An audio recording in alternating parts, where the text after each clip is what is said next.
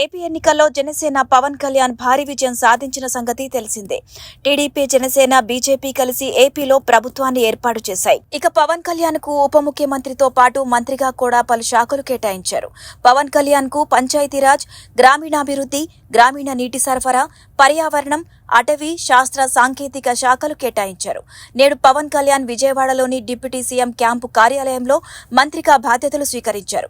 అలాగే పవన్ కళ్యాణ్ కోసం సచివాలయంలో 2వ బ్లాక్లోని మొదటి అంతస్తులో 211 రూమ్ను అధికారులు కేటాయించారు.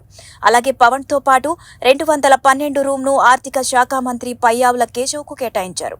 ఇక పవన్ కళ్యాణ్ బాధ్యతలు తీసుకున్న వీడియోలు వైరల్ గా మారగా, మరోపక్క పవన్ కళ్యాణ్ ఛాంబర్ బయట పెట్టిన నేమ్ ప్లేట్ వైరల్ గా మారింది. పవన్ కళ్యాణ్ ఛాంబర్ బయట పెట్టిన నేమ్ బోర్డులో శ్రీ కొణితెల పవన్ కళ్యాణ్, గౌరవనీయులు ఉప ముఖ్యమంత్రి, పంచాయతీరాజ్, గ్రామీణాభివృద్ధి, గ్రామీణ నీటి సరఫరా, పర్యావరణం, అటవీ, శాస్త్ర సాంకేతిక మంత్రివర్యులు అని రాసిపెట్టారు. అలాగే ఇదే మ్యాటర్ ను నేమ్ బోర్డుపై ఇంగ్లీష్ లో కూడా రాశారు.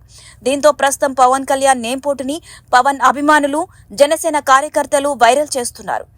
ఇది కదా ఇన్నేళ్లుగా కోరుకుంటున్నది అంటూ కామెంట్స్ చేస్తున్నారు. ఇప్పటికే తెలుగుదేశం, బీజేపీకి చెందిన మంత్రులకు ఛాంబర్లు కేటాయించగా మంచి ముహూర్తం చూసుకుని ఆయా మంత్రులు తమకు కేటాయించిన ఛాంబర్లలో బాధ్యతలు స్వీకరించారు. అధికారం చేపట్టిన అనంతరం సచివాలయంలో అధికారులతో సమీక్షా సమావేశాలు నిర్వహిస్తున్నారు.